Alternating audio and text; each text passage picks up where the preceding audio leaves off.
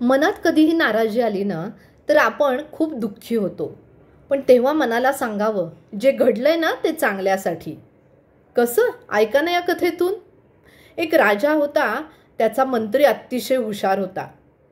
पण काहीही राज्यामध्ये घडलं किंवा महाराजांबाबत घडलं तर तो म्हणायचा, महाराज दुःखी नका होऊ, अहो जे घडलं ते चांगल्यासाठी. एकदा काय झालं, महाराजांची लढाईमध्ये 4 बोटं कापली गेली.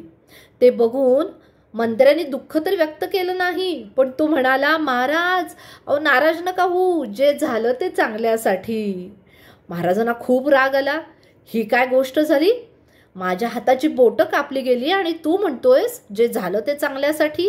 अहो पटेल तुम्हाला काही दिवसांनी. आणि झालंही तसंच. एकदा सर्वजण जंगलामध्ये शिकारीसाठी गेले. राजा एकटाच भरकटत गेला. चुकामुक झाली. राजा चालत चालत जंगलाच्या खूप आतपर्यंत जाऊन पोहोचला. पाहतो तो काय, समोरून आदिवासी लोकांचा मोठा घोळका येत होता. त्या घोळक्यातल्या सर्वांनी राजाला पाहिलं आणि मोठ्यांदा आरोळ्या ठोकायला, आनंद व्यक्त करायला सुरुवात केली. त्यांनी राजाला पकडलं आणि आपल्या राजाजवळ नेलं. त्या राजाने खूपच आनंद व्यक्त केला. पण या राजाने जेव्हा आजूबाजूला पाहिलं तेव्हा त्याला दिसलं की या आदिवासींमध्ये नरबळी देण्याची पद्धत आहे देवीच्या समोर, आणि आज त्याला बळी देण्यासाठी तिथे आणलेलं आहे. मग काय, राजा खूप दुःखी झाला. किती ओरडायचा प्रयत्न केला तरी कोण ऐकणार होतं त्याचं. एवढ्यात अहो बळी देण्याची वेळ जवळ आली. पूजा झाल्या, परंपरेनुसार सगळ्या क्रिया झाल्या. एक आडदांड मनुष्य तलवारी घेऊन राजाच्या जवळ येऊ लागला.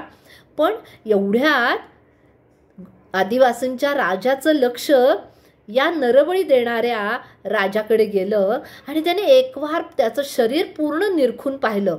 आणि त्याला ती गोष्ट दिसताच हाताने सगळ्यांना थांबवत म्हणाला तो, थांबा, याचा बळी देता येणार नाही का? सगळ्यांनी विचारताच तो म्हणाला, अरे याच्या हाताला 4 बोटच नाही आहेत, याचं शरीर पूर्ण नाही, म्हणून बळी देता येणार नाही. अहो राजाची तिथून सुटका झाली. राजा धावत जंगलाच्या बाहेर आला. पाहतो तो काय, मंत्री आणि सैनिक त्याची वाटच पाहत होते, त्याला शोधत होते. मंत्री दिसताच राजाने जवळ जाऊन त्याला मिठीच मारली आणि तो म्हणाला, तू म्हणत होता ते एकदम बरोबर आहे. माझ्या हाताची बोटं कापली गेली म्हणून आज माझा जीव वाचला. खरंच आहे रे बाबा. काही घडलं तरी कायम म्हणावं, जे घडलं ते चांगल्यासाठी. काय मग, म्हणाल ना यानंतर कायम?